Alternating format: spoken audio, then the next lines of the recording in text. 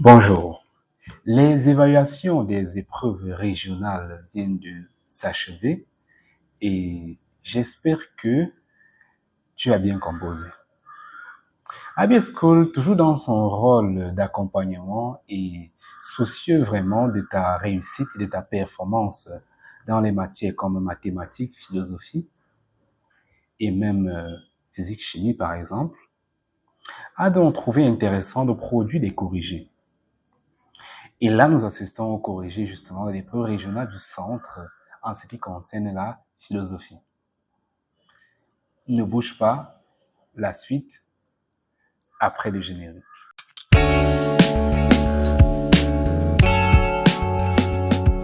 Tu peux le voir apparaître sur l'écran, c'est la première partie, notamment le texte de l'épreuve type examen de l'évaluation régionale.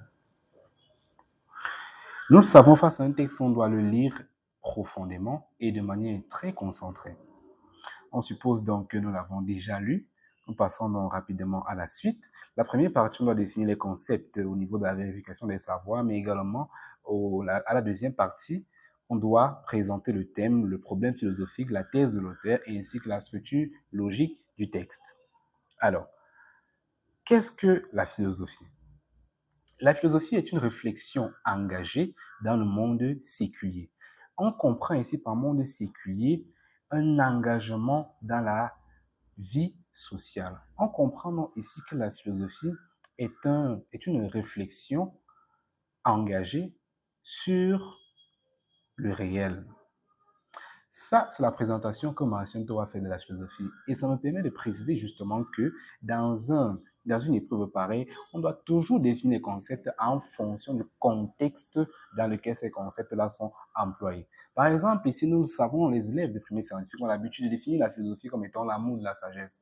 Définition étymologique, ce qui n'est pas faux, mais il faut faire très attention au contexte. Nous avançons. L'arbitraire. Ce qui est arbitraire, déjà, c'est ce qui est opposé à la raison. L'arbitraire ici, c'est donc une attitude qui consiste à agir sur la base seule du bon vouloir ou d'un caprice d'une personne en outrepassant les lois, la logique et même la justice. La science, c'est un ensemble de connaissances cohérentes et vérifiables obtenues par une méthode rigoureuse permettant à l'homme de comprendre et de transformer la nature.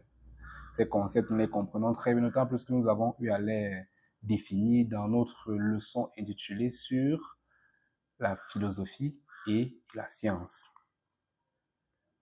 Vérification des savoir-faire. On demande le thème et le problème. Le thème, qu'est-ce que c'est? Le thème, c'est l'idée générale. Et pour trouver le thème, on se pose une question plutôt simple. De quoi parle l'auteur? Et ici, on comprend que l'auteur parle de la philosophie, notamment de la philosophie dans le monde. Le problème philosophique, c'est l'interrogation ou la question à laquelle l'auteur aimerait répondre dans le thème. Le problème devient donc un aspect du thème. Et l'aspect de la philosophie qui intéresse notre auteur ici, c'est la finalité. On pourrait encore parler du rôle ou pourquoi pas du but ou même de la valeur encore. Parce qu'on voit ici que Marcion Toa est en train de présenter la philosophie non pas comme une discipline, disons, abstraite ou brumeuse au sens religieux du terme, mais davantage comme une discipline essentiellement ancrée dans les réalités quotidiennes. La thèse de l'auteur. La thèse de l'auteur, c'est la réponse de l'auteur à un problème qu'il pose. À la question donc de savoir quelle est la finalité de la philosophie d'après Marcion Toa, on répond donc à la thèse de l'auteur, la philosophie doit avoir pour but la transformation du monde. Structure logique du texte. Lorsqu'on parle de structure logique du texte ici, il s'agit de présenter trois éléments. Premièrement, le postulat. Deuxièmement, nous présentons justement les arguments. Et troisièmement, nous présentons la conclusion. Le postulat peut être assimilé ici à la thèse de l'auteur, qui est bien sûr l'idée qui doit être renforcée par les arguments. Le postulat, dans notre contexte donc ici, c'est la philosophie a pour mission de transformer le monde.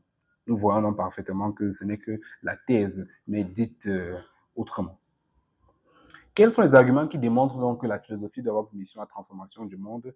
Premièrement, l'auteur pense que la philosophie s'oppose à la domination religieuse. Il voit donc en la philosophie ici un rôle essentiellement pratique utile dans la transformation de la société. Il montre aussi que la philosophie rejoint la science. Et pour le faire, il le justifie avec deux auteurs, à savoir Francis Bacon et René Descartes, pour donner à l'homme le pouvoir de la nature.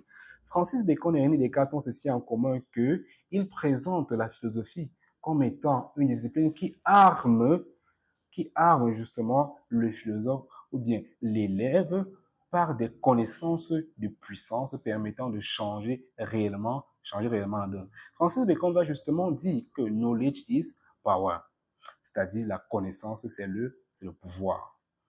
Descartes, en revanche, va voir justement en la science cette discipline-là qui est capable de donner ou alors de rendre l'homme comme maître et possesseur de la nature.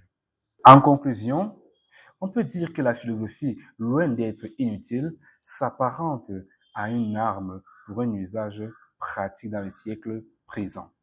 On comprend donc que pour Marcin Toura, la philosophie est essentiellement pratique et concrète parce qu'elle est présente dans la réalité, elle est présente dans nos vies. Maintenant que c'est fait, nous passons dans la deuxième partie, la vérification de l'agir compétent. Et en classe de première scientifique, il s'agit ici de se frotter à une dissertation, mieux encore à un essai personnel. Nous lisons le sujet. En te fondant sur ta culture philosophique et dans le respect des règles de la logique, est-il légitime de penser que la science puisse passer de la philosophie? Voilà un sujet vraiment très intéressant, directement lié au texte. Nous commençons par l'analyse et la compréhension du sujet. Plus spécifiquement, l'explication des mots et concepts clés. Premier concept clé, la science. La science est un mode de connaissance fondé sur la raison qui consiste à la saisie objective du réel à travers une méthode expérimentale. On comprend ici que parler de science, c'est voir premièrement une connaissance qui est liée à la raison, mais qui est également liée aux phénomènes. Phénomènes qui sont extérieurs à l'être humain, extérieurs aux penseurs. Cela signifie que la subjectivité du penseur n'influence en aucun cas les données. Ce qui n'est pas le cas justement de la philosophie. Et on comprendra aussi ici justement la différence qu'il pourrait y avoir entre la philosophie et la science. La philosophie, nous le savons, c'est une réflexion critique et rationnelle qui porte sur des fondements de la connaissance, sur la réalité, sur la morale, mais également sur l'existence. Pourtant, on dit donc que la philosophie, elle est davantage idéale et donc subjective, contrairement à la science qui est pratique et concrète. Autre mot-clé à expliquer, se passer de. Ça signifie ici le pouvoir exister. Ça signifie aussi fonctionner ou se développer sans avoir besoin de quelque chose. On comprend ici que dire que la science peut se passer de la philosophie, c'est dire en d'autres termes que la science peut exister, peut fonctionner sans la philosophie. Légitime. Et légitime, c'est qui est fondé, c'est qui est justifié, c'est qui est raisonnable. Le présupposé. Le présupposé, c'est la thèse implicite. C'est-à-dire, c'est ce que le sujet nous dit de manière voilée. C'est encore la thèse que nous sommes supposés présenter justement dans la première articulation de notre réflexion au niveau du développement. Et en ce qui concerne notre sujet, le présupposé se présente comme suit. La science et la philosophie constituent deux domaines distincts et qu'il serait possible, du moins en apparence, que la science se développe indépendamment de la philosophie. Simplement, la science n'a aucunement besoin de la philosophie pour pouvoir fonctionner, pour pouvoir être science. Reformulation. Dit dans d'autres mots la thèse qui est contenue dans le sujet. Et on comprend donc ici que la reformulation va consister à présenter la science et la philosophie comme étant radicalement opposées et donc essentiellement divergentes. le problème philosophique. Le problème philosophique, justement, c'est la raison qui mobilise la réflexion dans un sujet. Et pour le cas d'espèce, justement, le problème ici sera la nature des rapports entre la philosophie et la science. Parce que le sujet lui-même indique clairement que philosophie et science sont opposés, ce qui justifie le problème de la nature des rapports. On va donc interroger cette véritable opposition dans la première partie et regarder si en réalité il n'y a pas plutôt des points de convergence entre ces deux disciplines. La problématique. Problématiser un sujet revient justement à rechercher les aspects que l'auteur ou que le sujet ne met pas en avant. Et on va donc voir ici, et je pense qu'on a déjà cerné avec les différentes explications que j'ai données plus haut, que la philosophie et la science, loin d'être radicalement opposées, peuvent avoir effectivement des points de convergence, effectivement.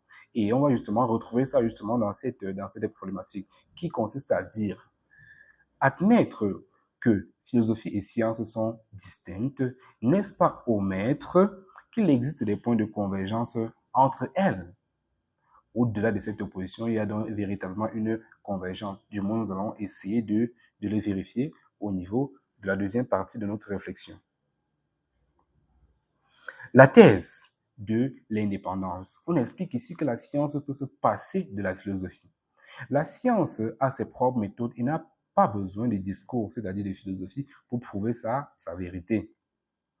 L'argument numéro 1 consiste à présenter la méthode expérimentale, une méthode qui ne fait pas appel à la réflexion philosophique, à l'activité philosophique. En ce sens que le scientifique travaille essentiellement sur des faits mesurables et observables.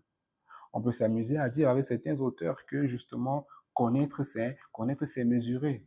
La connaissance, la véritable connaissance ne peut naître que de la mesure et donc de la précision, de la rigueur de la méthode expérimentale. La règle de la science est donc essentiellement l'expérience et aucunement l'opinion. C'est l'exemple justement des lois physiques qui ne dépendent pas d'une subjectivité ainsi que des résultats expérimentaux qui sont reproductibles parce que reposant essentiellement sur l'expérience. L'argument numéro 2 nous amène à justifier que la science et la philosophie ne font pas bon ménage parce que la science est préoccupée par le fait de se débarrasser de l'influence de la philosophie. Justement, cela est visible à travers la rupture avec la métaphysique. La métaphysique, branche essentielle de la philosophie, s'interroge sur la question du pourquoi. La science, voudrait donc s'émanciper de la philosophie en s'interrogeant essentiellement au phénomène et en se posant la question du comment. C'est là qu'on va parler donc de l'esprit positif, c'est-à-dire un esprit qui, loin d'être lié à la réflexion, disons, subjective, est davantage axée sur la science, sur la compréhension des phénomènes qui sont expérimentaux. Martin Heidegger, pour donc justifier cela, va dire ceci, que la science ne pense pas. Ce qui signifie que le but de la science n'est pas de juger les valeurs, par exemple. Elle constate les faits et rien d'autre. Elle ne reste qu'au niveau des faits. Il n'y a pas d'interprétation personnelle à ce niveau. L'exemple ici illustratif est justement celui d'un biologiste qui, lorsqu'il est préoccupé à analyser le sang d'un patient, n'a aucunement besoin de s'interroger sur l'existence ou non de l'âme pour soigner le paludisme. Il va donc utiliser simplement son microscope et son savoir technique. On comprend donc ici que les réflexions, par exemple, sur les valeurs et sur l'existence ou pas des questions comme l'âme ne préoccupe aucunement le chercheur. Il n'a qu'une seule interrogation, qu'une seule préoccupation, à savoir trouver la cause d'une maladie et rien d'autre. Nous savons, un devoir de dissertation ne saurait se faire sans transition. La transition étant donc obligatoire, notamment de la thèse pour l'antithèse et ensuite de l'antithèse pour la synthèse. La transition, notons-le, a deux objectifs. Premièrement, présenter le bilan ou le résumé de la réflexion qu'on vient de présenter et ensuite maintenant annoncer dans la deuxième phase le raisonnement qui va suivre ou l'idée à développer prochainement. La transition de notre sujet ici est donc la suivante. De ce qui précède, il ressort que la science semble pouvoir se passer de la philosophie. Cependant, cette autonomie apparente ne masque-t-elle pas une dépendance plus profonde? On voit donc ici que les deux parties de la transition que j'ai présentées tout à l'heure sont donc mentionnées et parfaitement vérifiables. L'antithèse consiste à démontrer la thèse de la dépendance. On veut ici montrer que la science ne peut pas se passer de la philosophie. Simplement, il s'agit de prouver que la science repose sur des principes que seule la philosophie peut expliquer ou critiquer. L'argument 1 justement explique cela en présentant la philosophie comme le fondement. C'est ici qu'on verra que la philosophie se définit par son caractère logique et rigoureux. Et nous le savons, la science, pour justement être objective, a besoin et utilise la logique parce que justement la logique est cette discipline-là, et Aristote va le préciser, qui est l'art du raisonnement correct. Toute science donc qui aspire à la vérité n'a d'autre choix que de s'initier à la logique et indirectement donc à la philosophie. René Descartes va donc justement démontrer la nécessité de la philosophie en présentant la philosophie comme un arbre dont les racines sont la métaphysique, le tronc, la physique, et les branches qui sortent du tronc comparées aux justement les trois principales sciences que sont la mécanique, la morale et la médecine.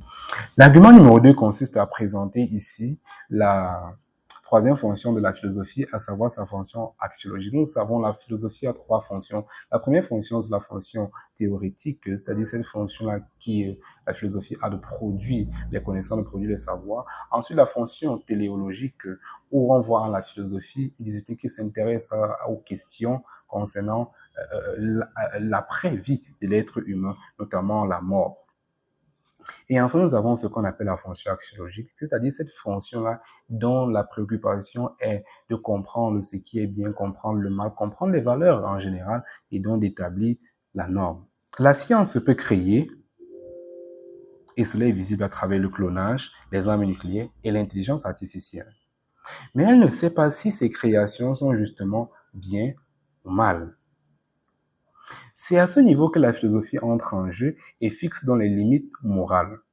On comprend donc pourquoi François Rabelais va dire « Science sans conscience n'est que ruine de l'âme », expliquant ici justement que la philosophie joue comme un rôle de garde-fou pour protéger l'être humain des dérives que peut connaître la science. L'exemple ici de la science qui peut fabriquer des pesticides, par exemple, pour l'agriculture. Mais c'est la philosophie, à savoir l'éthique, qui nous dit qu'il faut protéger la santé de la population. Les pesticides ici étant visibles comme étant les prouesses scientifiques que peuvent connaître les dénouements scientifiques. À côté, nous avons maintenant la protection de la dignité ou de la santé de l'individu qui incombe donc à la philosophie. La transition. Nous l'avons dit, il y a une transition pour quitter de la thèse pour l'antithèse, ensuite de l'antithèse pour la synthèse. La deuxième transition est donc la suivante. À partir de là, la philosophie semble avoir un apport conséquent dans la science. Ainsi, loin d'être inutile, la philosophie apparaît comme un complément indispensable à la science. Cela dit, nous passons donc à la dernière articulation de notre développement, à savoir la synthèse. Il s'agira donc ici de présenter la philosophie et la science en termes de complémentarité comme un dialogue nécessaire. On démontre donc ici que philosophie et science sont les deux faces d'une même médaille nécessaire pour la connaissance humaine. L'argument numéro 1 explique que la science apporte les faits, la philosophie apporte le sens en servant de garde-fou, c'est-à-dire de barrière de sécurité. Elle donne à la science une conscience. Rabelais l'a justement très bien expliqué à travers la citation que nous avons évoquée. plus haut. Edgar Morin, allant dans le même sillage, va affirmer la chose suivante. La science est une affaire trop sérieuse pour être laissée entre les mains des seuls scientifiques. On a donc toujours besoin de la philosophie. L'argument numéro 2 présente ici une coopération qui est indispensable, au sens où Auguste Comte va affirmer justement que savoir pour prévoir afin de pouvoir. Ce qui signifie que le savoir assimilé à la science donne le pouvoir. Mais c'est la philosophie qui devrait décider de l'usage et donc orienter cette science-là dans l'optique d'éviter les éventuelles dérives. Face à l'intelligence artificielle, la science développe les algorithmes, tandis que le philosophe réfléchit à l'impact sur l'emploi et l'intelligence humaine.